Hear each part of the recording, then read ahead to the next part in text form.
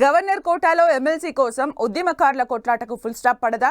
ఇప్పటికే ఒకసారి గవర్నర్ నిర్ణయంపై కోర్టుకు వెళ్లిన ఉద్యమకారుడు ప్రభుత్వం తనకు అనుకూలంగా నిర్ణయం రాకపోతే మరోసారి కోర్టుకు వెళ్లేందుకు సిద్ధపడుతున్నారా? ఈ పరిణామాలు చట్టసభలో అడుగు పెట్టాలనే ఉద్యమ నేతకు చికాకు పుట్టిస్తున్నాయా? ఇంతకీ చట్టసభలో అడుగు పెట్టాలని తహతహలాడుతున్న ఆ ఇద్దరు ఉద్యమకారులు ఎవరు? ఈ యుద్ధంలో గెలిచేదెవరు?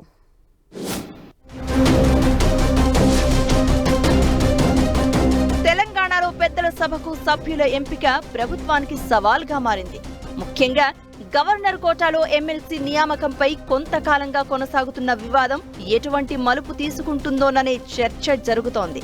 గవర్నర్ కోటాలో ఎమ్మెల్సీలుగా ఉద్యమ నేత, టీజేఎస్ అధినేత ప్రొఫెసర్ కోదండరాం, సియాసిత్ ఎడిటర్ అమీర్ అలీ ఖాన్ పేర్లను ప్రభుత్వం సిఫారసు చేసింది. అయితే ఈ ఇద్దరి పేర్లను గతంలోనే సీఎం రేవంత్ రెడ్డి ప్రభుత్వం గవర్నర్కు సిఫారసు చేయగా వెంటనే ఆమోదం లభించింది. అయితే ఈ నియామకంపై ప్రతిపక్షానికి చెందిన ఉద్యమకారుడు దాసోజు శ్రవణ్ అభ్యంతరం చెబుతూ కోర్టుకు ఎక్కడంతో ఫుల్ స్టాప్ పడింది.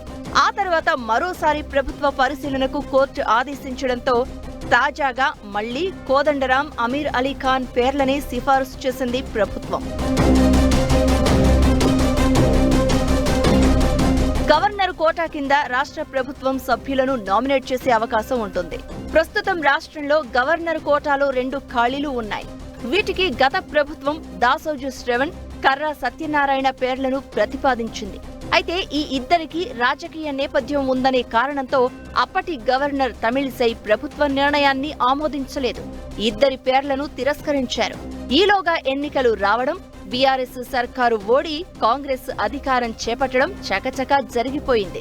ఇక ప్రభుత్వం ఏర్పాటు చేసిన తర్వాత ప్రొఫెసర్ కోదండరాం, అమీర్ అలీ ఖాన్ పేర్లను సిఫార్సు చేశారు సీఎం రేవంత్ రెడ్డి. దీనికి అప్పటి గవర్నర్ తమిళిసై ఆమోదం తెలిపారు. అయితే గవర్నర్ నిర్ణయంపై అభ్యంతరం వ్యక్తం చేస్తూ దాసోజు శ్రవణ్, కుర్రా సత్యనారాయణ హైకోర్టులో కేసు వేయడంతో ఎమ్మెల్సీ నియామక ప్రక్రియ పెండింగ్ లో పడిపోయింది. తాము రాజకీయ నేపథ్యం ఉన్నవారమంటూ గవర్నర్ తమ నియామకాలను తిరస్కరించిందని, ఇప్పుడు కోదండరాం పేరుకు ఎలా ఆమోదం తెలుపుతారు అన్నదే దాసోజు వాదన. ఏకంగా జనసమితి అనే పార్టీ అధ్యక్షుడిని గవర్నర్ కోటాలో నియమించడం ఎలా సరైందంటూ ప్రశ్నిస్తున్నారు శ్రవణ్.